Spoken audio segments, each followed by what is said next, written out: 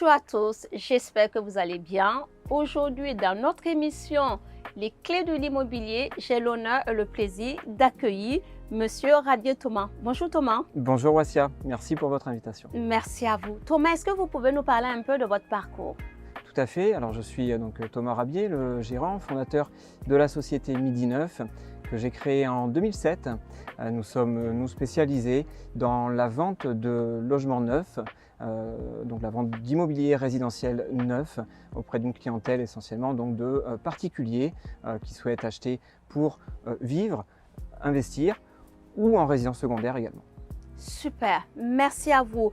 L'immobilier neuf est un grand sujet. Quelles sont les thématiques et les particularités qu'on doit savoir en ce qui concerne la VFA? Alors la VFA effectivement donc, est un pan très important de l'immobilier. En quoi consiste la VFA et que signifie VFA? VFA signifie donc vente en l'état futur d'achèvement, donc c'est ce qu'on appelle vulgairement appartement neuf, logement neuf.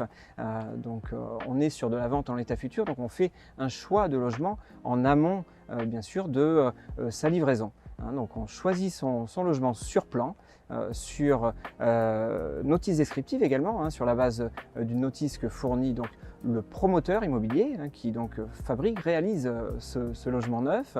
Le client donc a en main son plan, sa notice descriptive, valide bien entendu l'emplacement de sa résidence et effectue donc son choix de cette manière.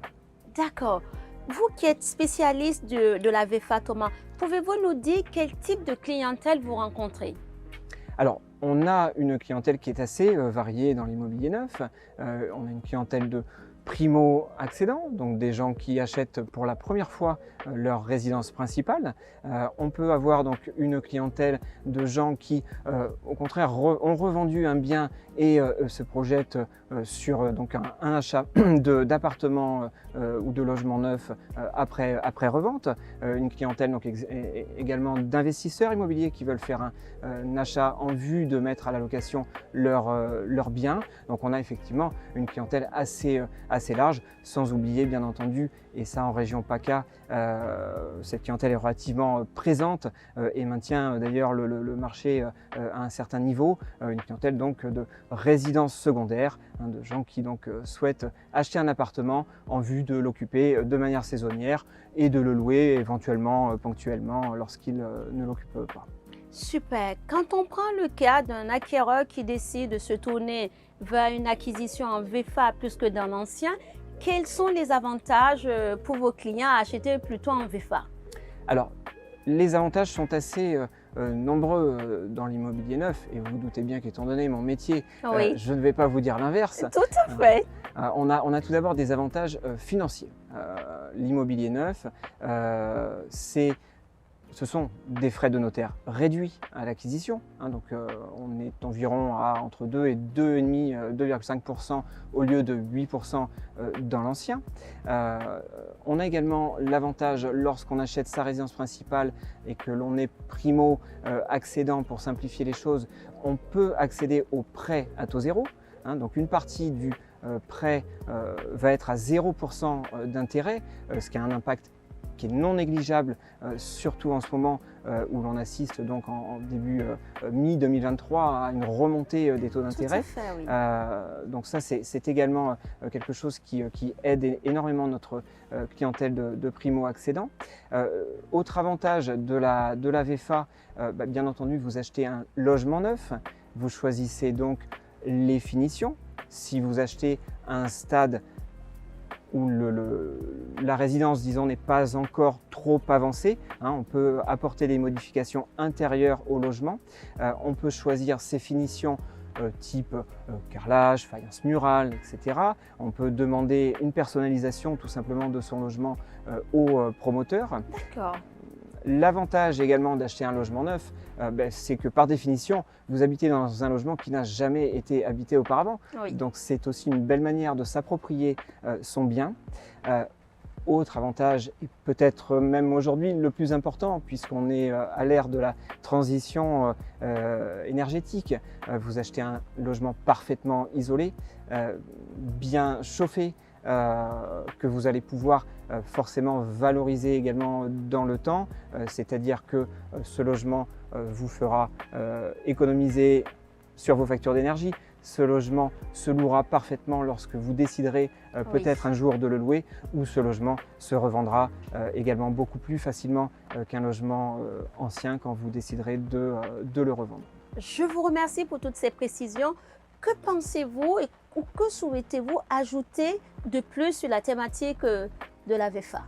Alors aujourd'hui, l'immobilier neuf, à l'heure à laquelle on se parle, est effectivement à un tournant un petit peu de, j'irais de son développement, hein, puisque on a, vous n'êtes pas sans le savoir, la loi climat et résilience qui vient aujourd'hui, j'irais apporter une nouveauté dans notre quotidien à tous. Le logement n'y échappe pas.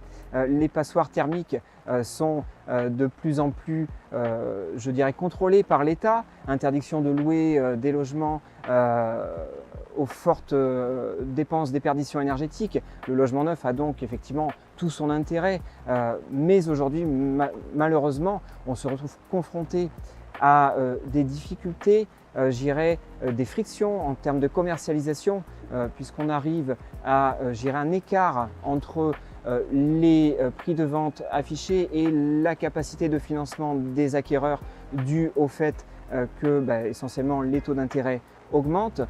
Ceci dit, les coûts des promoteurs, les coûts de production, eux, ne baissent pas, ne faiblissent pas, tout à fait, puisqu'on impose de plus en plus de règles et de normes à l'immobilier neuf. Donc on est dans une phase un petit peu attentiste de la part des acquéreurs de biens immobiliers neufs. On est sur un marché qui se tend légèrement, mais sur un marché qui est demandeur. Aujourd'hui, les clients, les gens, les acquéreurs demandent, ont besoin de logements neufs. On estime à environ 450 000 logements. On a un besoin, on recense un besoin d'environ 450 000 logements en production chaque année en France. Et en face, on y met aujourd'hui, on arrive à peine à 350 000 logements produits. Donc on a aujourd'hui un vrai besoin, de vraies problématiques, il faut pouvoir y répondre. C'est un vrai enjeu social. Aujourd'hui, en France, on manque de logements et les promoteurs doivent pouvoir y répondre. C'est un petit peu l'enjeu actuel, je dirais, de ce climat que l'on traverse actuellement sur l'immobilier neuf. Eh bien, Thomas, je vous remercie parce que vous avez vraiment couvert le sujet de la VFA avec toutes ses spécificités, ses avantages et ce qu'il faut mettre en place. Nous vous remercions de nous avoir écoutés. Merci à vous d'être intervenu sur cette thématique très importante. Avec grand plaisir. Merci à vous, Assia. Merci et à bientôt dans notre prochain épisode. Merci.